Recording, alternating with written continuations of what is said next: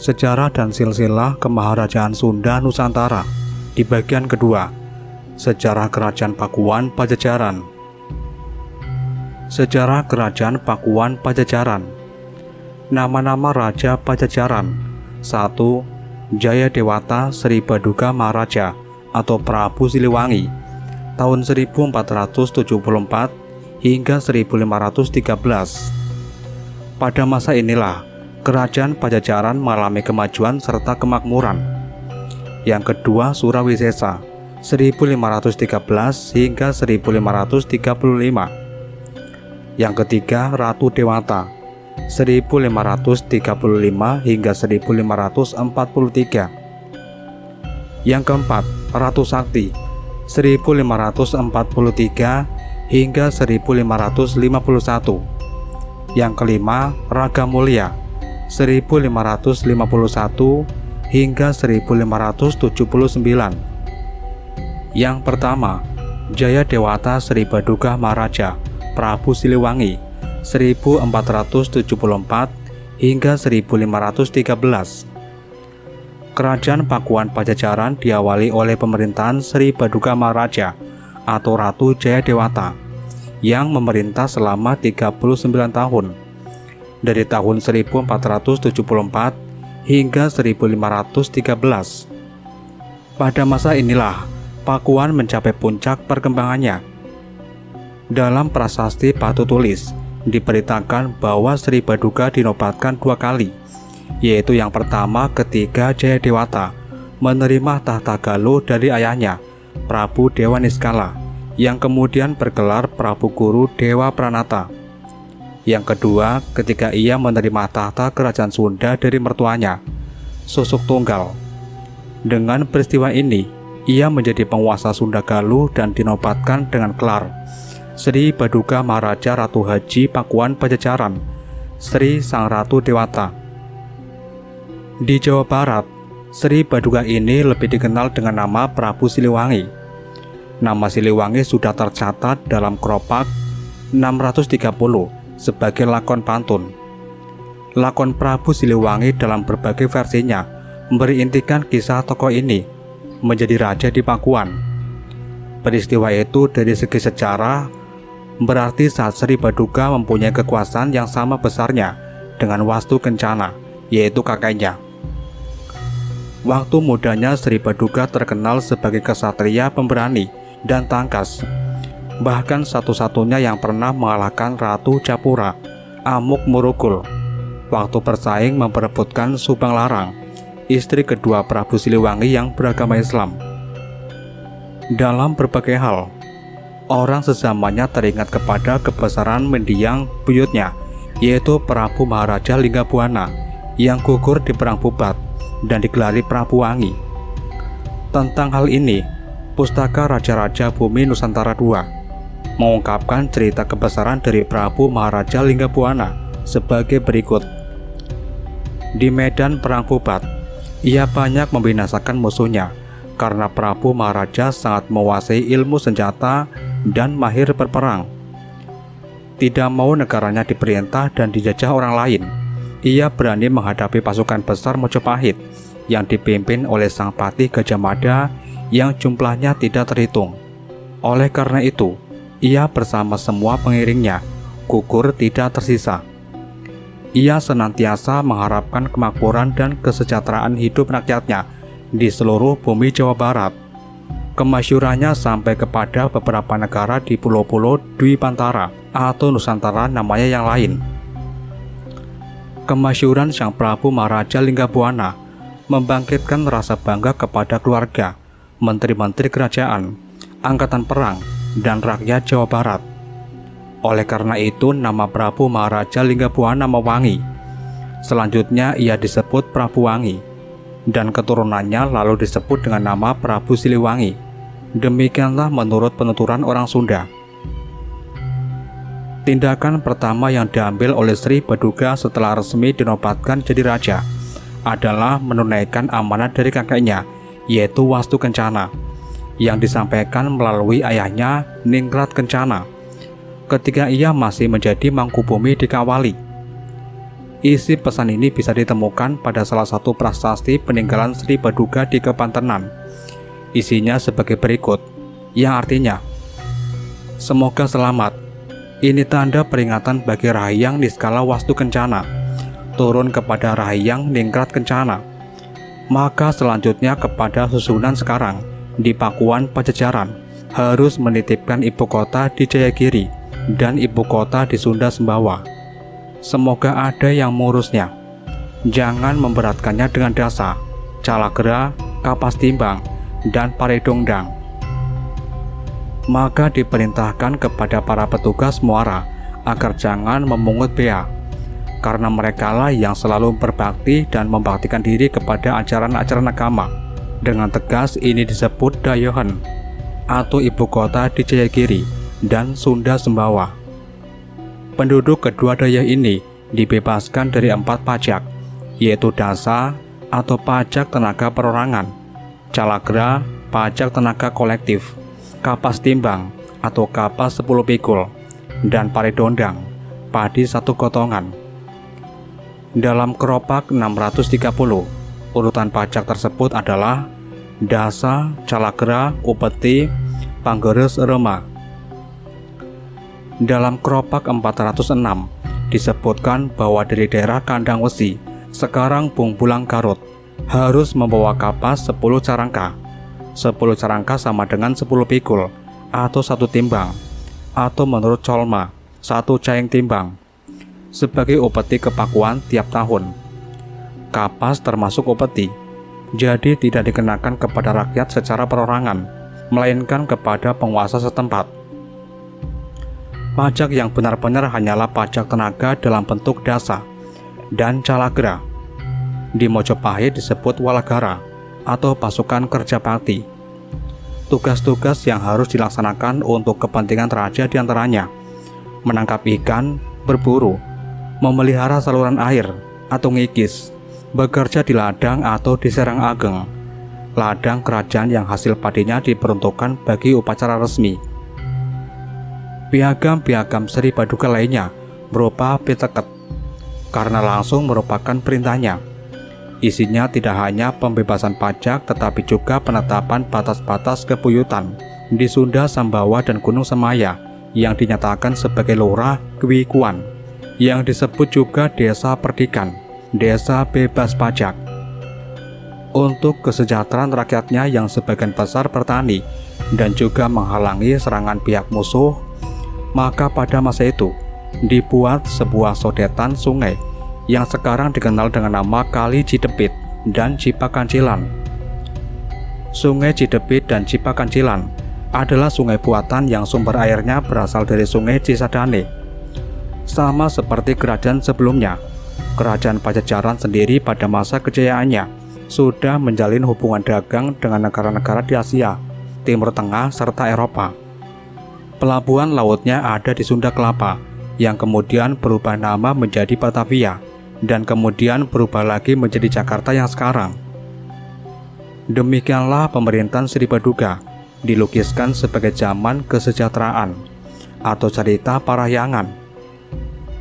Tom Pires ikut mencatat kemajuan zaman Sri Paduka dengan komentar yang artinya, kerajaan Sunda diperintah dengan adil. Mereka adalah orang yang jujur. Juga diberitakan kegiatan perdagangan Sunda dengan Malaka sampai ke Kepulauan Maladewa atau Maldives. Jumlah merica bisa mencapai 1000 bahar. 1 bahar sama dengan 3 pikul setahun. Bahkan hasil tamarin atau asem dikatakannya cukup untuk mengisi muatan 1000 kapal. Naskah Kitab Oruga Jaga dari Sumedang dan Pancaki Masalah Karuhun Kabeh dari Ciamis yang ditulis dalam abad ke-18 dalam bahasa Jawa dan huruf Arab Pegon masih menyebut masa pemerintahan Sri Paduka ini dengan masa Gemuh Pakuan atau kemakmuran Pakuan. Sehingga tak mengherankan bila hanya Sri Paduka yang kemudian diabadikan kebesarannya oleh raja penggantinya dalam zaman Pajajaran. Prabu Siliwangi memiliki beberapa orang anak dari beberapa orang istri. Dari istrinya yang bernama Kentring Manik Mayang Sunda beragama Islam, putri Prabu Susuk-Tunggal, Raja Kerajaan Sunda. Keturunan-keturunannya pergi mengembara serta membangun wilayah pesisir utara di wilayah Kerawang. Dari istrinya yang bernama Subang Larang, juga beragama Islam, Putri Ki Gedeng Tapa, menjadi Raja Singapura, memiliki 3 orang anak yaitu Kian Santang, Cakrabuana, dan Rara Santang. Kian Santang adalah anaknya yang paling sakti, serta memiliki ilmu yang sangat tinggi. Pada usia 22 tahun, Kian Santang diangkat menjadi Dalem Bogor kedua, yang saat itu bertepatan dengan upacara penyerahan tongkat pusaka kerajaan dan penobatan Munding Kawati. Putra sulung Prabu Susuk-Tunggal menjadi Panglima Besar Pajajaran. Kian Santang muda tertarik untuk mengikuti agama ibunya, yaitu Subang Larang. Hingga untuk itu, beliau belajar agama Islam ke Timur Tengah dan Tanah Suci Mekah, sementara adiknya Cakrabuana mengembara ke sekitar wilayah Cirebon. Cirebon adalah daerah warisan Cakrabuana dari mertuanya, yaitu Ki Danusela. Sedangkan daerah sekitarnya diwarisi dari kakeknya Ki Gedeng Tapa, ayah Subang Larang. Cakrabuana sendiri dinobatkan oleh Sri Baduga Maharaja Prabu Siliwangi sebagai penguasa Cirebon dengan gelar Sri Mangana.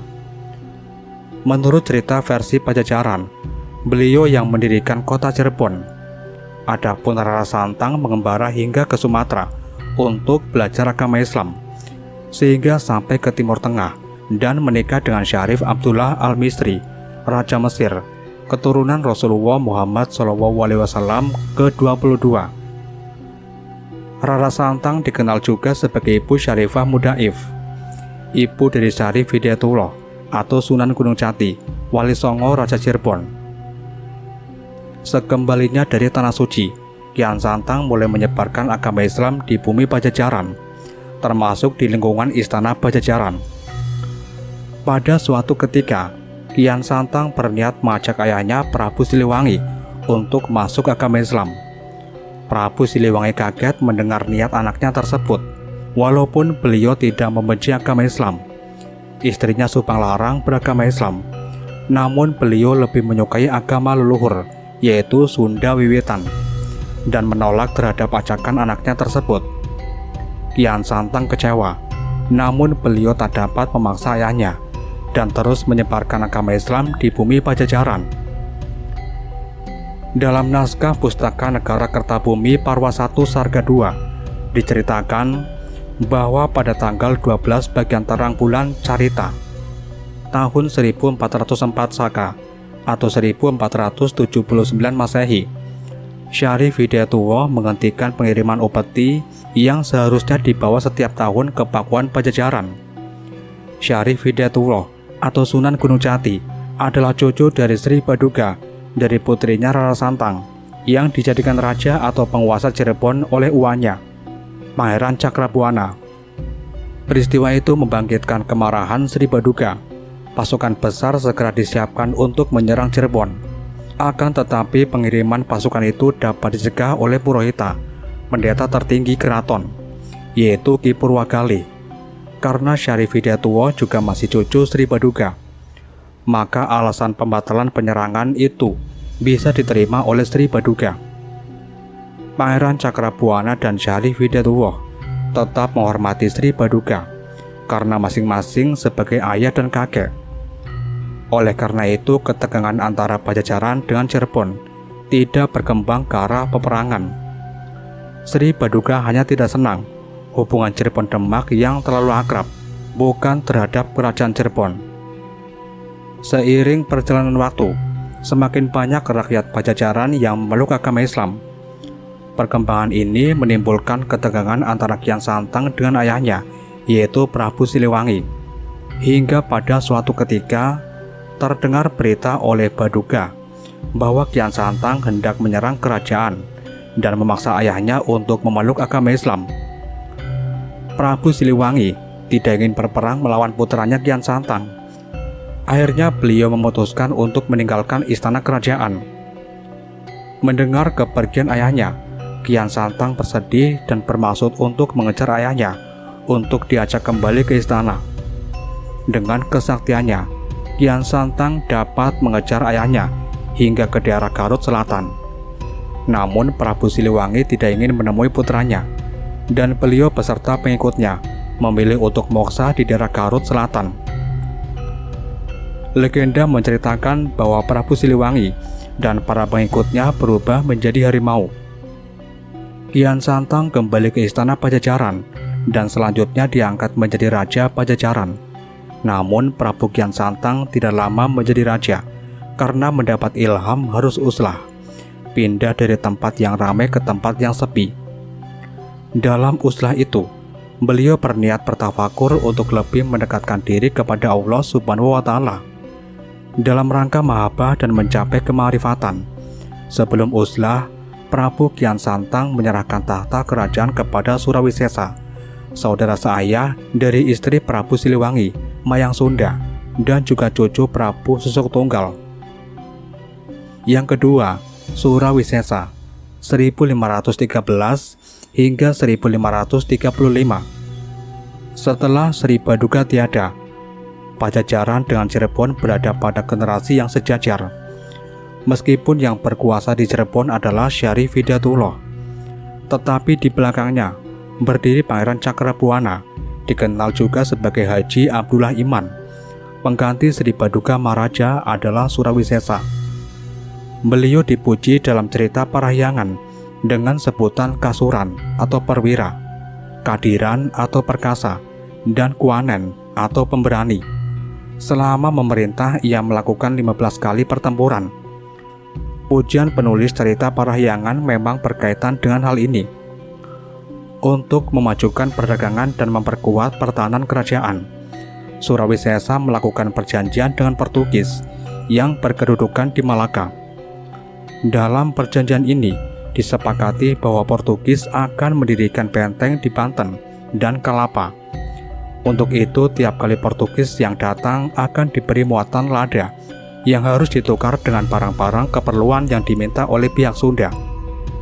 Kemudian pada saat benteng mulai dibangun, pihak Sunda akan menyerahkan 1000 karung lada tiap tahun untuk ditukarkan dengan muatan sebanyak 2 kostumodos atau kurang lebih 351 kuintal. Perjanjian ini ditandatangani tanggal 21 Agustus 1522 ketika Portugis yang dipimpin oleh Hendrik de Leme berkunjung ke ibu kota Pakuan. Tendan menganggap bahwa perjanjian itu hanya lisan. Namun sumber Portugis yang kemudian dikutip Hageman menyebutkan, perjanjian Pajajaran Portugis sangat mencemaskan Tergono, Sultan Demak III. Selat Malaka, pintu masuk perairan Nusantara sebelah utara, sudah dikuasai Portugis yang berkedudukan di Malaka, dan Pasai. Bila Selat Sunda menjadi pintu masuk perairan Nusantara di selatan, juga dikuasai Portugis, maka jalur perdagangan laut menjadi urat nadi kehidupan ekonomi Demak terancam putus. Tergono segera mengirim armadanya di bawah pimpinan Fadilah Khan yang menjadi senopati Demak. Fadilah Khan adalah menantu Raden Patah, sekaligus menantu Syarif Hidayatullah. Fadilah Khan memberi istri Ratu Pembayun, janda Pangeran Jayaklana. Kemudian ia pun menikah dengan Ratu Ayu, janda Sabrang Lor atau Sultan Demak II. Selain itu, Fadilah masih terhitung cucu Sunan Ampel, Ali Rahmatullah, sebab buyutnya adalah kakak Ibrahim Zelal Akbar, ayah Sunan Ampel. Sunan Ampel sendiri adalah mertua Raden Patah, Sultan Demak I. Cerita Parahyangan menyebut Fadilah dengan Arya Purah. Pasukan Fadilah yang merupakan gabungan pasukan Demak Cirebon menyerang Banten, pintu masuk Selat Sunda.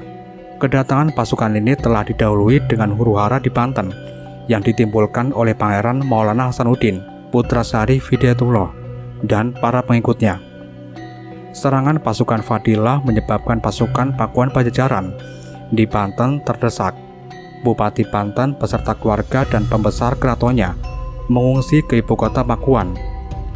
Pangeran Hasanuddin kemudian diangkat oleh ayahnya Syarif Hidayatullah menjadi Bupati Banten pada tahun 1526, bagian dari Kesultanan Cirebon. Setahun kemudian, Fadilah bersama pasukannya menyerang dan merebut pelabuhan Kalapa. Bupati Kalapa bersama keluarga dan para menteri kerajaan yang bertugas di pelabuhan gugur. Pasukan bantuan dari Pakuan pun dapat dipukul mundur. Keunggulan pasukan Fadilah terletak pada penggunaan meriam yang justru tidak dimiliki oleh laskar Pajajaran. Bantuan Portugis datang terlambat karena Francisco Deza yang ditugasi membangun benteng diangkat menjadi gubernur Goa di India. Keberangkatan ke Sunda dipersiapkan dari Goa dengan 6 buah kapal.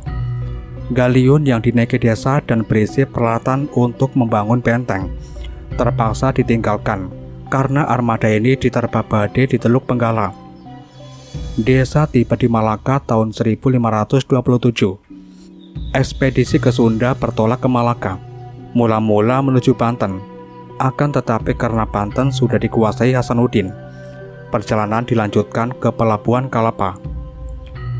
Di Muara Cisadane, Deza memancangkan Padro pada tanggal 30 Juni 1527 dan memberikan nama kepada Cisadane, Rio Deza Jorge. Kemudian Galiun Deza memisahkan diri. Hanya kapal Brigantin dipimpin Duarte Coelho yang langsung ke pelabuhan Kalapa. Coelho terlambat mengetahui perubahan situasi. Kapalnya menepi terlalu dekat ke pantai dan menjadi mangsa sergapan pasukan Fadilah. Dengan kerusakan yang berat dan korban yang banyak, kapal Portugis ini berhasil meloloskan diri ke Pasai. Demikianlah pada masa pemerintahan Surawisesa, wilayah Banten dan Sunda Kalapa dikuasai oleh Cirebon Demak. Meskipun Cirebon sendiri sebenarnya relatif lemah, akan tetapi berkat dukungan Demak, kedudukannya menjadi mantap. Perang Cirebon Pajajaran berlangsung 5 tahun lamanya. Yang satu tidak berani naik ke darat, yang satunya lagi tidak berani turun ke laut. Cirebon dan Demak hanya berhasil menguasai kota-kota pelabuhan. Hanya di bagian timur pasukan Cirebon bergerak lebih jauh ke selatan. Pertempuran Cirebon dengan Galuh terjadi tahun 1528. Di sini pun terlihat peran Demak karena kemenangan Cirebon. Terjadi berkat bantuan pasukan Meriam Demak, tepat pada saat pasukan Cirebon terdesak mundur. Laskar Galuh tidak berdaya menghadapi panah besi yang besar, yang menyemburkan kukus ireng yang bersuara seperti guntur, serta memuntahkan logam panas. Tombak dan panah mereka lumpuh karena meriam, maka jatuhlah Galuh. 2 tahun kemudian jatuh pula kerajaan Talaga, benteng terakhir kerajaan Galuh. Sumedang masuk ke dalam lingkaran pengaruh Cirebon dengan dinobatkannya Pangeran Santri menjadi Bupati Sumedang pada tanggal 21 Oktober 1530. Pangeran Santri adalah cucu Pangeran Panjunan, kakak ipar Syarif Hidayatullah. Buyut Pangeran Santri adalah Syekh Datuk Kafi, pendiri pesantren pertama di Cirebon. Ia menjadi bupati karena pernikahannya dengan Satyasi, pucuk umum atau Unum Sumedang. Secara tidak resmi, Sumedang menjadi daerah Cirebon dengan kedudukan yang mantap di timur Citarum. Cirebon merasa kedudukannya mapan. Selain itu, karena gerakan kepakuan selalu dapat dibendung oleh pasukan Surawisesa, maka kedua pihak mengambil jalan terbaik dengan berdamai dan mengakui kedudukan masing-masing. Tahun 1531 tercapai perdamaian antara Surawisesa dan Syarif Hidayatullah. Masing-masing pihak berdiri sebagai negara merdeka. Perjanjian damai dengan Cirebon memberikan peluang kepada Surawisesa untuk mengurus dalam negerinya. Setelah berhasil memadamkan beberapa pemberontakan, ia berkesempatan menerawang untuk mengenang kebesaran ayahandanya. Untuk menunjukkan rasa hormat terhadap mendiang ayahnya, beliau membuat sasakala atau tanda peringatan buat ayahnya. Itulah prasasti batu tulis yang diletakkannya di Kebuyutan, tempat tanda kekuasaan Sri Paduka yang berupa lingga batu ditanamkan dan memuat tulisan, "Semoga selamat."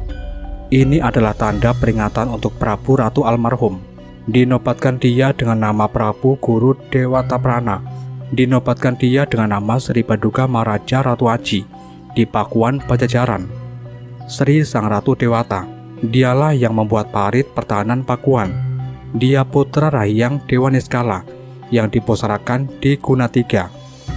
Cucu Rahiang Niskala Wastu Kencana yang dipusarakan di Nusa Larang. Dialah yang membuat tanda peringatan berupa gunung-gunungan, undakan untuk hutan Sambida dan Sahyang Telaga Raya Mahawijaya. Dibuat dalam Saka 1455. Surawisesa tidak menampilkan namanya dalam prasasti. Ia hanya meletakkan 2 buah batu di depan prasasti itu. Satu berisi astatala ukiran jejak tangan, yang lainnya berisi pada tala ukiran jejak kaki. Mungkin pemasangan batu tulis itu bertepatan dengan upacara serada, yaitu penyempurnaan sukma, yang dilakukan setelah 12 tahun seorang raja wafat. Dengan upacara itu, sukma orang yang meninggal dianggap telah lepas hubungannya dengan dunia materi. Surawisesa dalam kisah tradisional lebih dikenal dengan sebutan Guru Kantangan atau Munding Laya di Kusuma. Permaisurinya Kinawati berasal dari kerajaan Tanjung Barat yang terletak di daerah Pasar Minggu, Jakarta Selatan sekarang. Kinawati adalah putri Mental Buana, cicit Munding Kawati, yang kesemuanya penguasa di Tanjung Barat. Baik Pakuan maupun Tanjung Barat terletak di tepi Ciliwung. Surawisesa memerintah selama 14 tahun lamanya. 2 tahun setelah ia membuat prasasti sebagai sasakala untuk ayahnya, ia wafat dan dipusarakan di Padaren, di antara raja-raja Pajajaran. Hanya dia dan ayahnya yang menjadi bahan kisah tradisional, baik babat maupun pantun. Babat Pajajaran atau babat Pakuan misalnya, semata mengisahkan petualangan Surawisesa, Guru Kantangan dengan cerita Panji.